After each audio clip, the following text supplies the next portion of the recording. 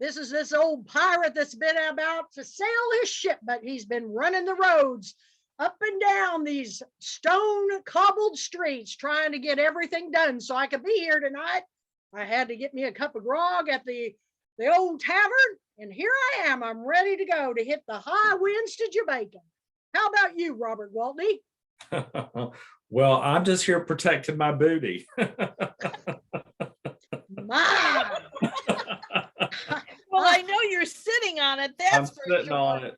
I haven't had no idea. Oh my Lord. And there's the captain. Hello, Captain. And where have you? Well, I'm the one that she kills me, doesn't she? Org. Yep. She's a rough little rascal. Yes, She's a rascal. She's a and stowaway, and she was tough little bird. Do you know what this hat though? My son found it when he was in Korea, so I think it's a Korean hat. Well, hey, we sail all the waters. These pirates do. So Jamaica, off the shores of Korea, you just never know where these pirates may sail, and they're still sailing today. So let me get a drink and let's talk about this film tonight. I bet Robert has a little something he would like to add. Well, so I have not seen the film, but I have read the book years ago. Oh my goodness. I did a comparison between the film description and the novel. And of course, the novel was written in 1929 by Welsh writer Richard Hughes, and it was made into a film with the same name in 1965, which we're here to talk a little bit about this evening. But the book was initially entitled The Innocent Voyage, and the name was changed when it went into British publication. And so when they were going to release it in Britain, they adjusted the name to A High Wind in Jamaica, and they also then at that point adjusted it to that same title in the United States. That's quite a story, and we're going to skip to it. Now, as I have seen the film many a time, I have not read the book, but I plan on doing so because when I was just a little pup, I saw this film. I mean, they didn't have television back then, but I dreamed in the future. Okay, so I saw this as a young pup, and it put a real impression on me as a kid. And that little girl just absolutely mesmerized me. She reminded me of Scout in To Kill a Mockingbird because she was not afraid to speak her mind. And the relationship between her and the pirate, played by Anthony Quinn, was one I had never, and I don't think I've ever seen anything quite like it since I saw that as a child. Can you think of any film in comparison that would be like that relationship that they had? Well, let me ask you, Kathy, so describe your perception of the nature of that relationship. Okay, so these kids are sent, they had a hurricane, and their parents are worried about their lives. And they decide to send them back to England, to send them to school. Now, this is the film. They decide to send them. So they put them on board with this young, what we would consider a teenager in today's times, on board this ship. And they were attacked by pirates. And the pirates did not know the kids were hidden in the stowaway down below until they got rid of their ship, got aboard this ship, and took off into the sunset with what they're hoping is rich cargo. And then they discover all the children of this family down below. And that's when the whole film really starts rolling, because there's one small child who stands out amongst all her siblings, and it's this brave little girl. And they see it as a big adventure. And they're in the pirates' captain's quarters, and they're running around, and I think what happens is everybody kind of gets charmed by these rambunctious children who were actually spent a good deal of their time out in nature. So that this wasn't a real hardship for them. It was a adventure. But what happens at first, she's annoying and everything. But what is ingenious about this film is that how the relationship changes between Anthony Quinn and the little girl, because he sees her as annoyance, but the more he sees how brave she is and fearless, he admires her. And I don't want to give away anything in the film, but what happens is she gets hurt, and then that's when things start changing, and this pirate takes care of her. So how the film ends is probably one of the most shocking endings I've ever seen in a movie, especially when I was a small child. And even to this day, it has been on my mind. I couldn't remember the name of the film, and I just started Googling, and it popped up, and I said, that's it. I forgot Anthony Quinn was the head pirate, and James Coburn, who has always been a favorite of mine. I don't know if you saw the film My Man Flint, where he played a James Bond character. It's one of my favorite films from childhood.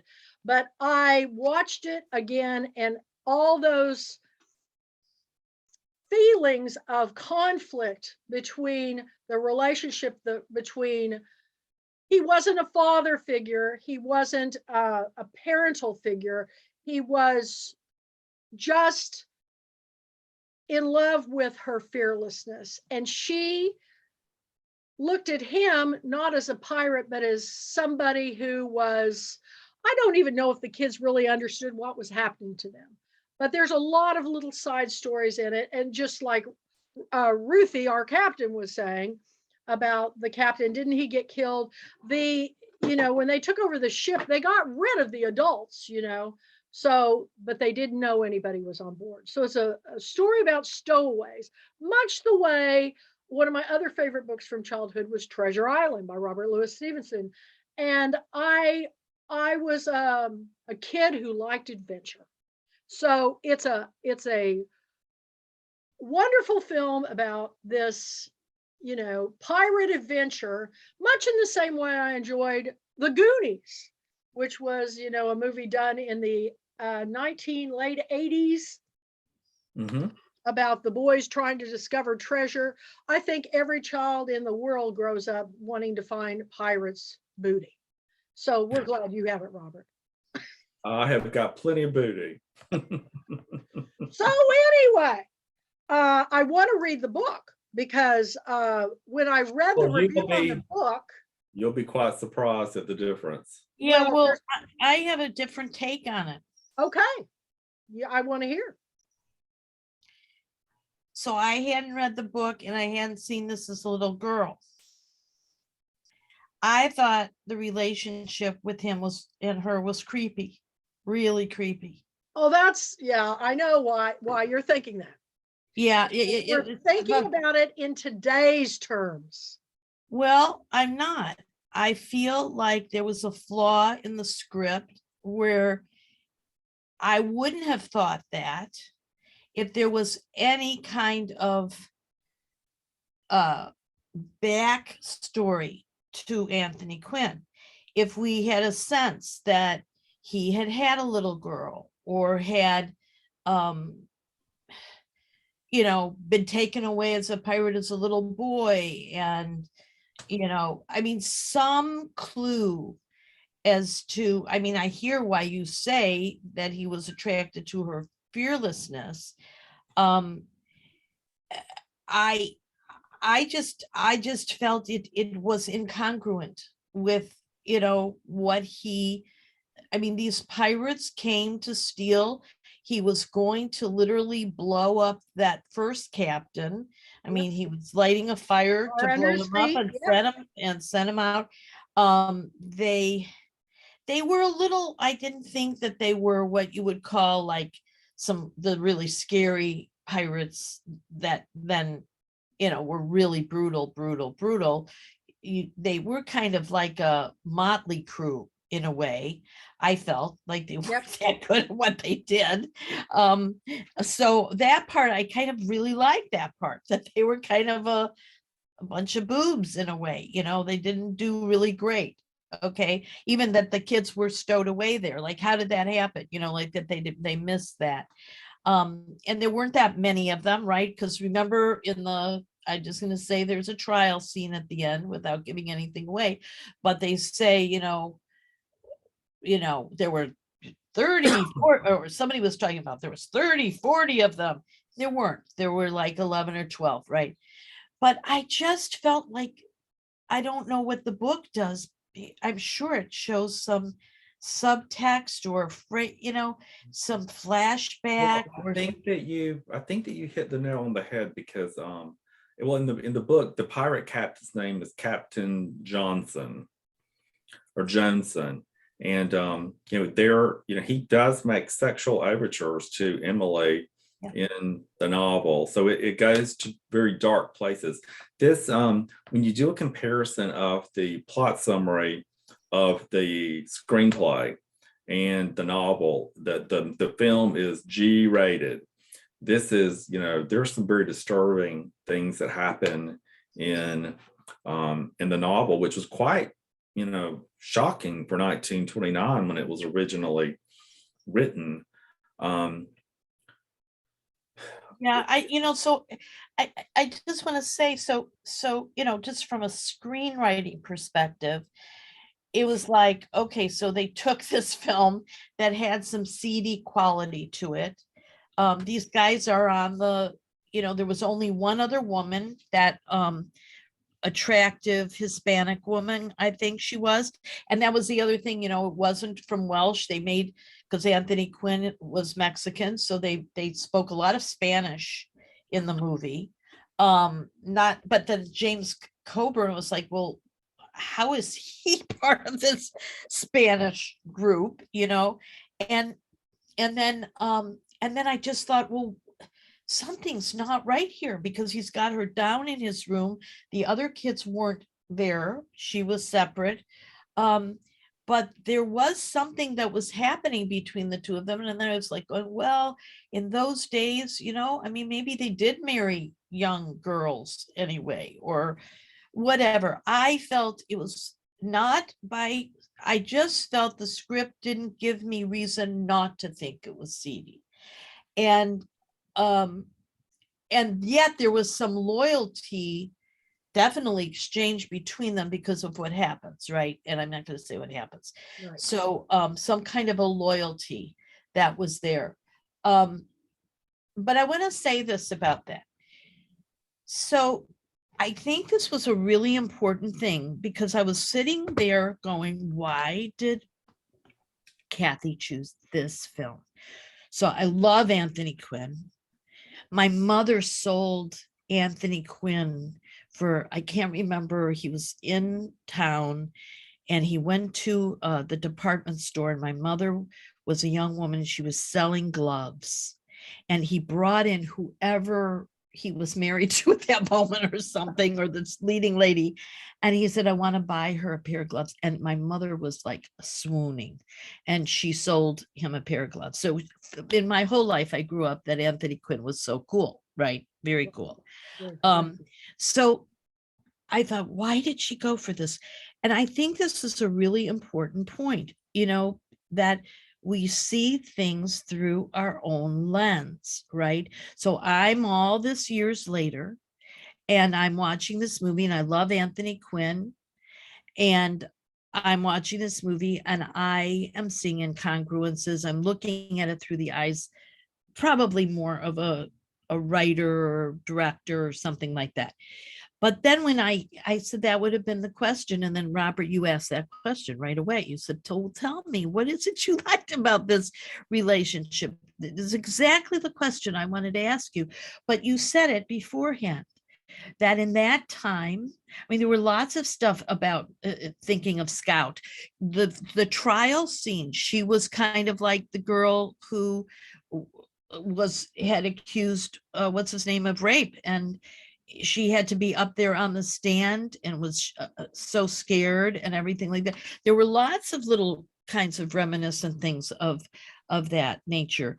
But what I love is that you can watch a movie and you're going to be projecting onto it.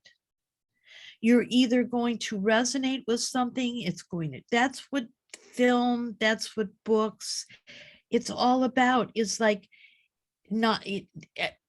that's why there's how many flavors of ice cream at Baskin Robbins or whatever.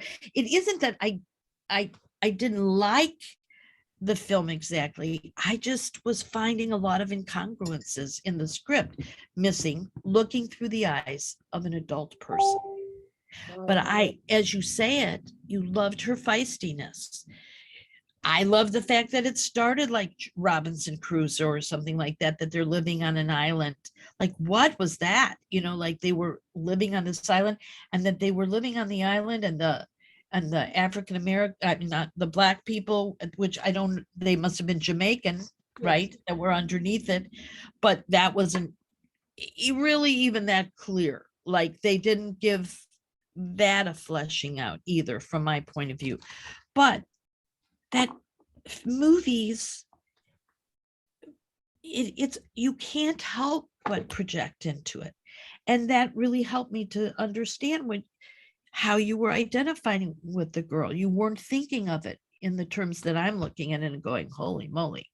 Well, one of the things I want to bring up, and I've got to read the book because I can see how this could be a very dark film. And you've got to remember that these were the stars of the time. Anthony Quinn, James Coburn, 60s, they put the big stars, but these children were absolutely fascinating to me.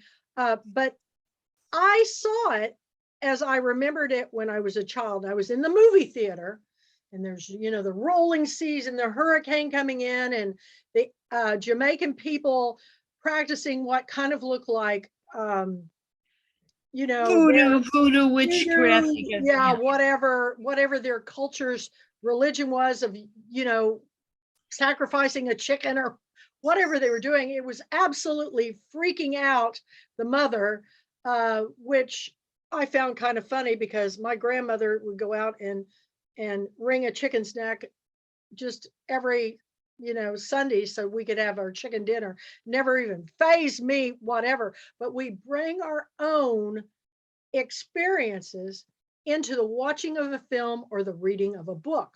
So I've got to go back and read this book because now, Robert, since you've read the book, when it's talking about the hurricane scene, was it similar? What happened? So the the inciting incident is when the hurricane damages or destroys the plantation home. So the family then decides that the children need to go back home to England. Yes. And then that sets the story off on its course with the children. Now in the novel, there are the Bass Thornton children. There's John, Emily, Edward, Rachel, and Laura. Are there 5 children? There were a bunch. Yeah. So one of the children, there's an awful accident. Yep. And that child loses their life. That doesn't happen in the movie. Okay.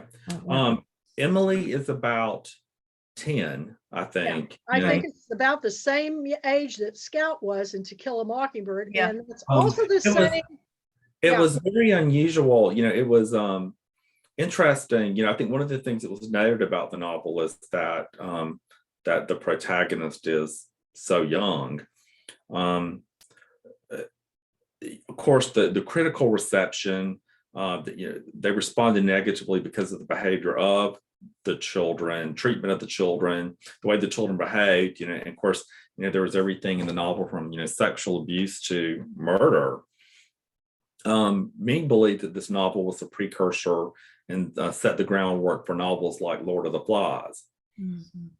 Exactly. I could definitely see that.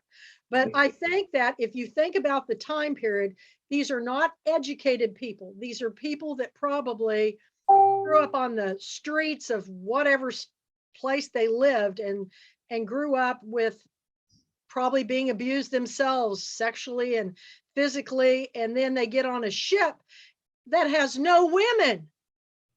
Okay. I said there was just the, and then they And didn't that's creepy. explore Yeah, that I either. agree. Well, Yeah. well, and then there was a older, perhaps she was 16 or 17 with dark hair, and not interested in her. Nobody paid much attention. I mean, she came on the plane, but not, I mean, on the boat, but not much interest in her, just focusing on the second oldest, like not the boy that was older than her. And, you know, on those boats, there would be that too, right? It wouldn't be just the little girl that they'd be interested in. I think, yeah, I think the reason why they focused so much on this girl was because she was so fearless. I mean, she climbed up, she would, you know, do all these daring things. And I think that impressed, these are rough characters. Now, they're idiots because half the stuff they do, I mean, who would take a ship and not look what was down below? I mean, what if somebody was hiding that was you know, with guns or something? Well, or there was that captain, right? That came in on her, and that was obviously a sexual advance toward her too. He wanted to hurt her, and we didn't know how. Yeah, I tried to not let my mind go that way. in the novel, that there in the beginning there is a sense, I mean, that that the children do grow on the affection of the pirate crew, but then of course it grows darker. Mhm. Yeah. There is Half dressed, their clothes were torn and ripped, and they weren't, honestly, I felt like when I first started watching the film, they were even, you know, children were not considered even on the same playing field as children are today. The importance of children. Children were just, you know, they come and go, you know, they die, Well, they live. Yeah. But in the first scene, I don't know if this is true in the book, but in the first scene, it's her, Emily, who's running after the cat in the middle of the hurricane. And fearless Yeah. again, yeah. Fearless, running after the cat. Her father is running after her. He's almost dying. She's almost dying, right? The house is collapsing. The mother takes the kids in, and then it starts to collapse and they end in the basement, right? And that's when the mother says, you know, British children are not, you know, like, because I don't understand. Were they missionaries? Why were they there? That's what I was kind of thinking. They came for money. Because she talked about, you know, in England, they need to be brought up with manners and they're not learning their manners and it's dangerous here. But she wasn't a middle class person. She was more educated, more upper class. Why were they there? Why did they tell us that? The next thing you know, they're at the trial. You know, and she sends her kids on this boat and it'll be like better than any nursery you've ever sent your kid on. Can you I imagine? know. Can you Today, imagine? would we send our kids off on some kind of thing like that? But I have the feeling that these kids have just kind of been running the plantation road. I mean, they were in the trees. It's a wonder they were still alive because they were, you know, just running around like, well, I kind of ran around like that when I was a kid. So I really related to them. And they absolutely had no fear of the Africans and the chicken things and the things they were doing. But the parents were, well, the mother was horrified and the father was just trying to get everybody to calm down and get them all in one place. But the interesting thing about the story to me was when I was, and I'm thinking back when I was a kid, I remember this very well. When I saw the compassion of the pirate for the little girl, and there was something about Anthony Quinn that reminded me a little bit of my father. I don't know what it was, but I thought, wouldn't that be wonderful? Here he is, so, you know, because I was scared of my dad as a child. And here all of a sudden I saw a human side to this person that he kind of looked my dad had that kind of look, swarthy, curly hair, and muscularity, and which I'm nothing like that. I'm more like that little blonde kid, just kind of.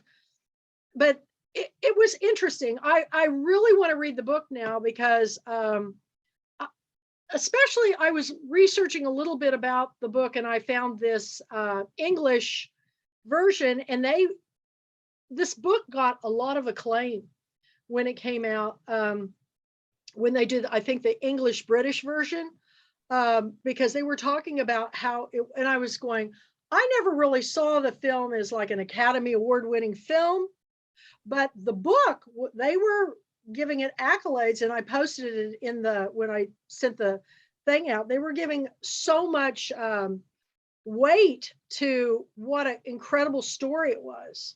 But Kathy, in 1998, it was included as number 71 in the Modern Library's 100 Best Novels. See, Wow. The best English language novels of the 20th century. Wow. So though it had that level of criticism, others, I'm going to just read this directly, others lauded Hughes for contradicting the Victorian romances of childhood by portraying the children without emotional reduction. Mm-hmm. They didn't really let you dive into any of the other kids too much, though, I must say. No. They really focused on her older brother. You would have thought would have had some other role in this, but they were really zooming in on that relationship between Quinn and the little girl, for sure. And I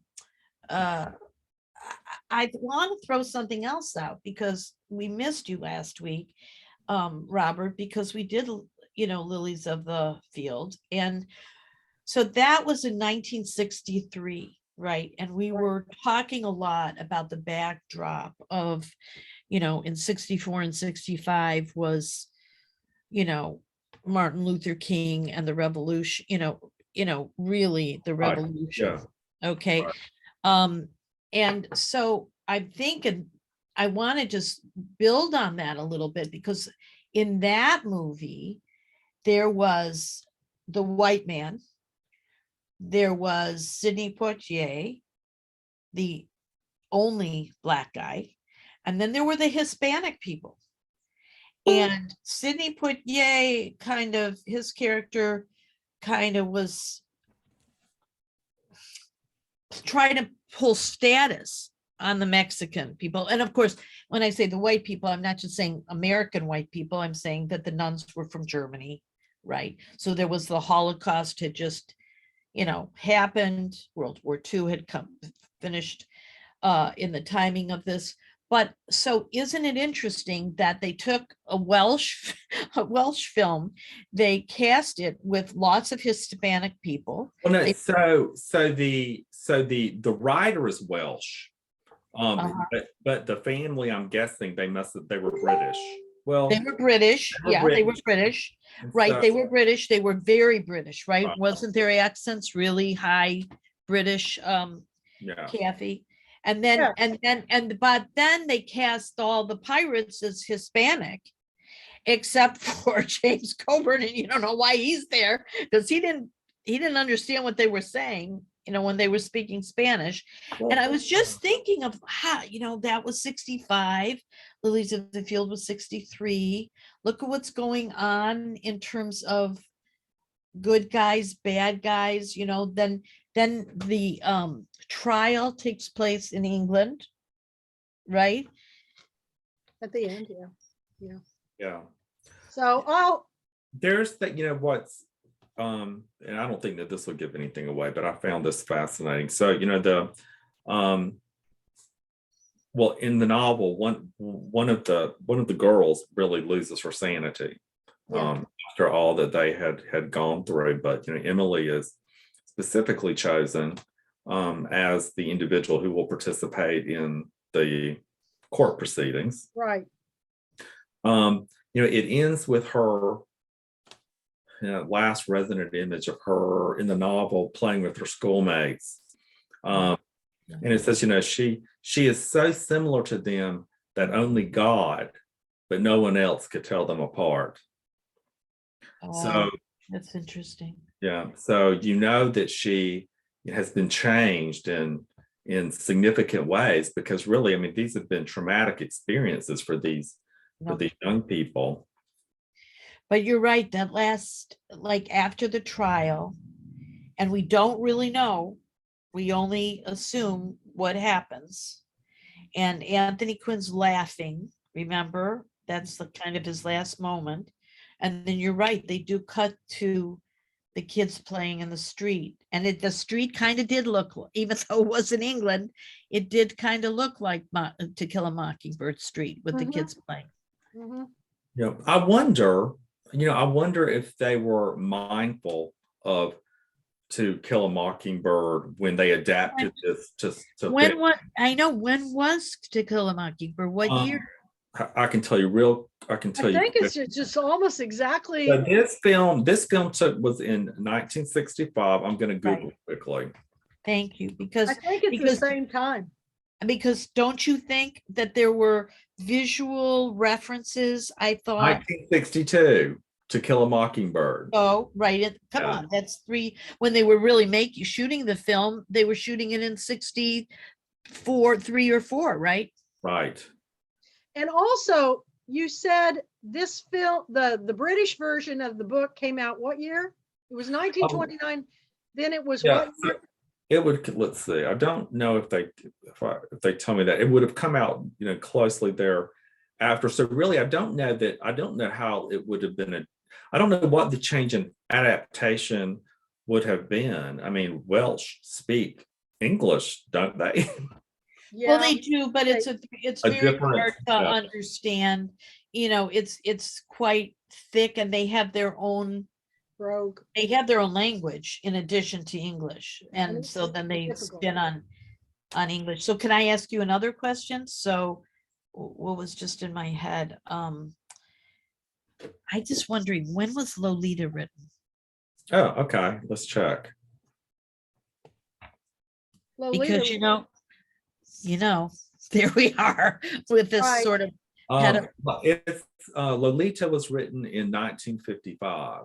And really? when did the film come out? Okay. Because listen to this, you know what I'm going for here? Yeah, I do too. I read Lolita when I was a little kid and I liked it. 1962. How about that? That's crazy. So do you see how there's a whole theme going through here? Lilies of the Field, everything. I don't know whether this was your unconscious, Kathy, or whatever. You gotta hypnotize me on this one because I don't have a clue, but it is uncanny.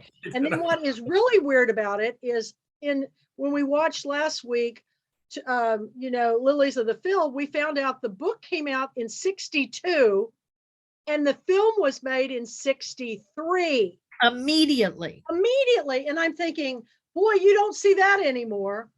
I mean,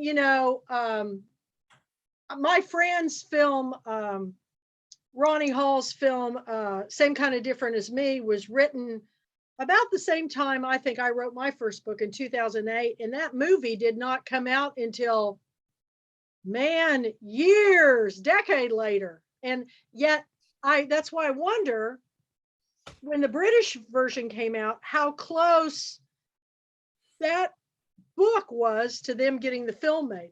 Because I guarantee you, when they made it into the British edition, that's what got the interest of making it into a film. And I'm going to bet you that they probably honed in on that girl because of that. It would be interesting if we could find in some more film scholars and who have done things, but that's very intuitive about you picking that up. And I don't know if it was subconscious, but it is weird that I would pick. Well, for a lot of reasons. And you said you saw Lolita. I mean, I didn't read Lolita until I was a freshman in college. I read it way too young, but I loved it. I mean, I got all this stuff memorized. Lolita, light of my life, fire of my loins, my sin, my soul, my Lolita. I mean, I used to use that. It's gorgeous film, but I was already, 18. Yeah. I read it, when you were a kid.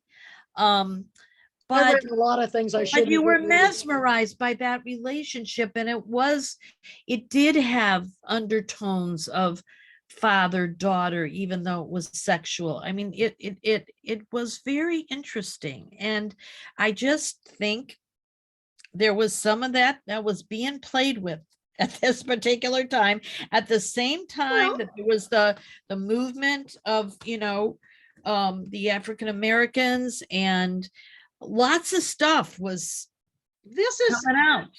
this is just kind of like, I remember when, now this is totally jumping forward, but I remember when Stephanie, what was the girl's name who wrote the Twilight series? She wrote this series because she wanted to have this forbidden love. And she said, kind of like in West Side Story, she said, but motorcycle gang is not that big of a deal anymore. I mean, if somebody fell for a motorcycle guy, that's not a big deal. So she said, well, if I make him a vampire, and I have werewolves. And I think that may have been at the time, these were kind of titillating things that we made. I remember the movies from the 60s because we went to the drive-in, Sex and the Single Girl with Natalie Wood and Steve McQueen. I saw that as a child.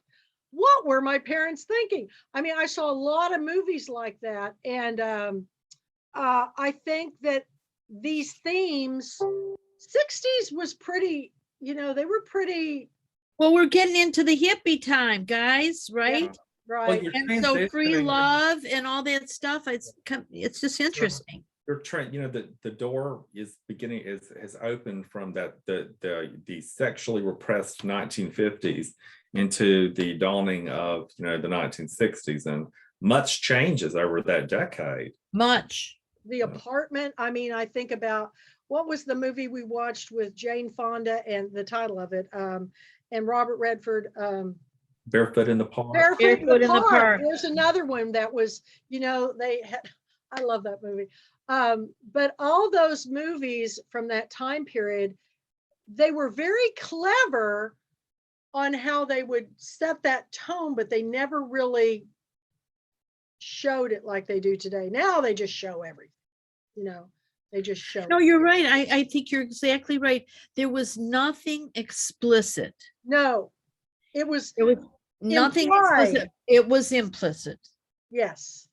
And so, but I remember I just was fascinated with that little girl, and I just thought, I want to be brave like her, climbing clear up the, the posts. And yeah, well, but you were seeing it through the lens probably that most people did from a very innocent perspective, because right. they just couldn't really tackle this but even watching it again, I thought, well, this could be creepy, because I got a little worried about that older girl, where I couldn't figure out if she was flirting with them or they were stepping boundaries with her, but they just kind of blew that away. In the book, they may have been more,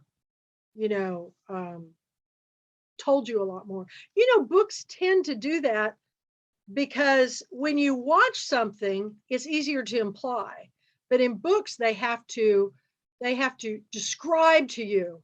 Well, then they tell you what the character's thinking. If it's an omniscient narrator, was it an omniscient narrator, Robert? Yes, yes, and it's told from the perspective of Emily, but yes, it's third person omniscient. Can you guys think of any film that you've ever watched like that, besides To Kill a Mockingbird, that had that kind of child adult relationship? I can't think of anything else. I can't think of one movie, and I watch a lot of movies, but I'm sure something. You've got Tom Sawyer, who had Huckleberry Finn had relationships with older folks. Yeah, he did. He had, when he got on the raft and went off with Jim, Jim, right? Yeah, with Jim. I love those books too, and Becky and all that. I loved all of the stories of But I think maybe if we look at the big picture, we can see themes like you're doing. And you have such a great, you're wonderful to have on our discussion board, because you come from that theater, screenplay, screenwriting, actor, and where I'm coming from is just my own life experiences. I didn't have any other than playing the lead in the 5th grade school play. That's about all I did. Well, you know what? I just want to say something though. There is, just because I'm seeing it thematically, just like someone who writes a novel is looking at certain things. I am really of the belief that if art can evoke some, I just wrote that in one of my reviews of one of the stories in Work in Progress. If it evokes something, gosh, why not? And I'll just tell you, I watched, so I'm, working on my novel and all this, and my niece calls me, says, I want you to watch this animated movie called Encanto, because there's a grandmother and a granddaughter relationship. And the protagonist is, the outcast sort of thing, which is kind of happening a little bit in my novel too. So she wanted me to watch it. So I'm watching it and I'm enjoying it. It's okay. It's okay. And then the last 15 minutes, I started to sob. I started to cry and cry and cry and cry. And I'm like, it wasn't even moving to me that much. I enjoyed it. It was okay. But I didn't know what happened to me. And I didn't know why I was crying. And the day after, I just kept going, what was it? So at first I was like going, well, I had a wonderful relationship with my grandmother. This girl didn't have a great relationship with her, but it transforms. There's this huge shift. And then I was talking about it and I went, oh, because the little girl, her gift is emotional intelligence. She was me. I can see that. Have you seen the movie Encanto, Robert? I have not, no. Well, my daughters are Disney girls, and by gosh, if there's anything animated out that's Disney or Pixar, we've got to watch it. And I sat through it and I was kind of like you. I was like, Yeah. And the ending of it was kind of like that, but for me, you see, this is what I'm saying.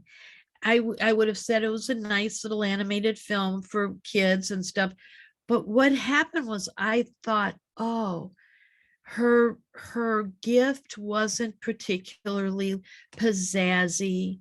It wasn't, she couldn't, turn things into flowers. She couldn't do all this, but she had this gift of helping transformation happen. And I didn't know, even when it was happening, I didn't know. I'm just saying I was just, why am I crying? And then I sat with it and then it hit me. Of course, that's why I'm crying. But so that's why I'm saying we can't only stay at the level of critic. We have to say that, lots of art just impacts us for ways we never could even imagine. And that's why I will watch just about any movie. I really will, because I don't like horror films. I don't either. But I will watch just about any movie because I think, well, what about this movie? Does it have the potential to touch me somehow?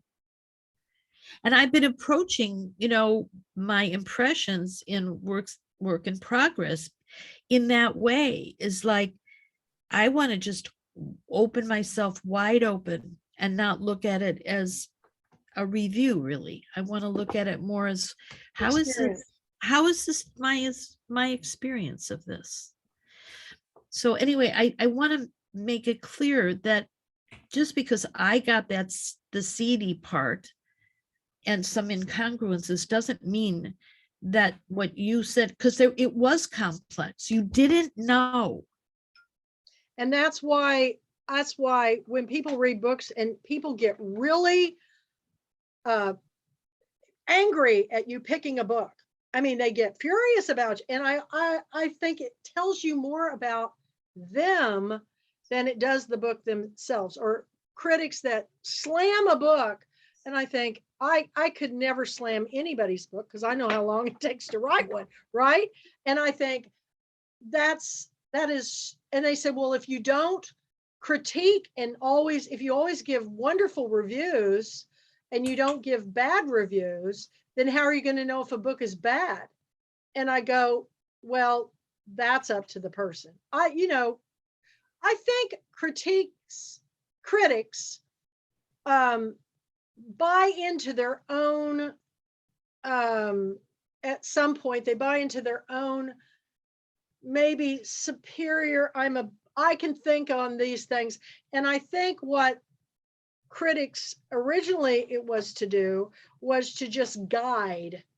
There's some things in this I didn't agree with, like the things you address are absolutely, I see those things. I can see how people, if they'd never seen it as a child, could watch it and go, whoa, there they are slipping up and down that deck in their half-dressed, torn clothes, and with all the pirates leering around, them getting wet. And I'm going, oh dear. But then I kept in mind the entire time that I was watching it, the feeling I got when I was a child of empowerment of that little girl, and also what is the truth. There's no black and white. It's No, there's gray. not. There's so many shades. And I would, that's why I'm always looking for, well, were there some clues? Did they give us some clues for Anthony Quinn? Did he lose a daughter? I didn't have any backstory. So that's why I went there. But I want to just say something about this whole critical thing. So my mentor at Northwestern, the first day you walked into class, he would say, there's two kinds of criticism. There's descriptive criticism, in which you just describe what you see. And there's evaluative criticism, which is, this is good and this is bad, and this is why I think it's good and this is why I think it's bad. He said, in our classes, we're never going to use evaluative criticism. We are only going to describe, because that's how you learn. yeah, and the way Robert described the book makes me now really want to read it, Yep. Is there anything else, Robert, in the book that stood out to you? Now, when you see the film, I want to talk to you again, because I want to, It's hinted that one of the children might be pregnant at the end of it when it's all said and done. Okay. And this child moved into the cabin of a cook on board. Is it the oldest daughter? I mean, the oldest, Margaret, I don't know. Margaret. The Hispanic girl who was like in charge of all the kids. Yeah. So in the novel, I believe that her name is Margaret. She's the one who loses, who probably descends into madness when it's all said and done. I could see how you would. I mean, you're taken away from your parents. You go through, can you imagine just a normal person riding on a ship like that? It'd give me post-traumatic stress syndrome. Just every time the ship would, and the waves would come up over the deck, I'd be freaking out. But with no parental figure at all. There was no parental figure on the boat. They sent those kids on the boat with no parental figure at all. And what's interesting too is that when one of the siblings dies in a fall in a warehouse, the children are emotionally detached, and it's almost as if it didn't even happen. So they carry on quickly after that event. That's the making of a sociopath. A lot of times when so many traumatic events happen, they mask their feelings. They don't show anything. and it's scary, you know, it's Well, really, didn't you think there were moments like that where yeah, they had the kids just like lined up and they're just staring at what's going on, but they aren't really don't have much affect. No, not even the little ones are crying. They're not no, even and lighting the fire under the captain's feet. I've been freaking out. crying. They're like, "Oh," you know, watching, you know, and I'm just going, oh, but these people on the ship that were the pirates, they were just, you know, uneducated, just vagabonds, you know, who took to the, you know, the easy route of robbing to provide need, or, you know. And you know, there was no mutiny. There wasn't like, they just listened to what Anthony Quinn He was said. a strong figure. He was Yeah. strong. And Oh, wait, at one point, didn't James Coburn say they don't like what you're doing? And then he just said, they're, you know, they're not messing with me. right. Like that he'd have thrown him off the ship, you know. Yeah, it was I really was looking at it from a historical context. So thank you, Robert, for Yeah, bringing that into it too. I will definitely check it out. Well, I cannot hardly wait to see what you're going to think next week, because it's not a movie that was set in 1960s. It's a Indian film I happened onto, and I've never heard this story ever told before in any film. And it's the story of a couple in their, you know, he's about to retire as a banker, affluent family, raise all these kids, put them through school, provide them everything they could have possibly need, and cater to their children in such a manner that when the youngest one that is off at school graduates, he says, I need to get a car. I need 50,000 rupees or whatever. And the dad says, oh, well, of course, son, I'll get it for you. So when he goes to his boss at the bank, says, I want to take out a loan of the 50,000. He goes, you know, that's going to clean out your retirement. And he said, oh, it's okay. I've invested in my children. They will take care of me. So he does this. And this is the very beginning of the film. And then, you know, it's like days later, he goes in the office and they're having a retirement party for him, and he doesn't even know. He goes, you're retired. He has no money, no income, no paycheck, nothing. So he calls all the kids in. This is the beginning of the film. He calls all the kids, and they're just coming because they're thinking presents. They're going to wait, you know. And they said, listen, you know, I'm retired, and it looks like we're not going to be able to stay here anymore. So we've decided that we're just going to come and take turns living with all of you, because there's a lot of children. And they're married now, and their wives are looking, and they go, we're going to go off and we'll decide, you can tell us who's going to go first.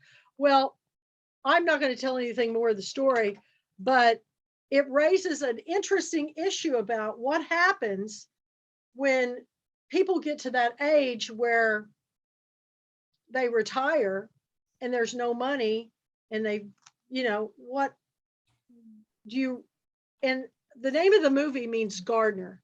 In other words, you plant the seeds for what will grow.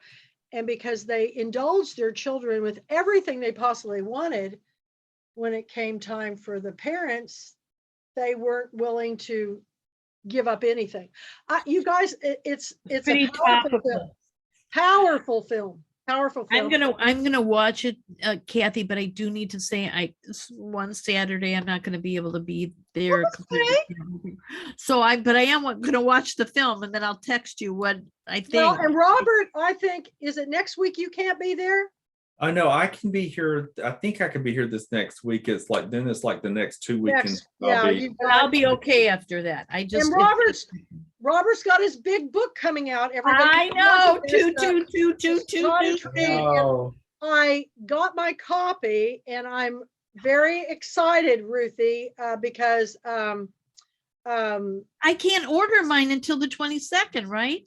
Well, no, this is an advanced galley, but I know, but I'm just saying I can't order it till the 22nd. Well, let's order it. Well, why don't we conclude our recording and let's stay on, and I'll share some information with you. Okay. That sounds like a great thing. So everybody go to the calendar of events, and you can see what's showing. I'm really checking it and updating it every possible moment. We will be also having the Writers Club that was supposed to be this morning is going to be next Saturday. We had a Zoom glitch. The recording stopped and it wouldn't let us back on.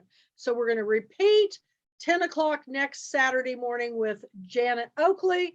And so tonight, I hope you all will go on a high wind to Jamaica and, get your pirate on. With proper adult supervision.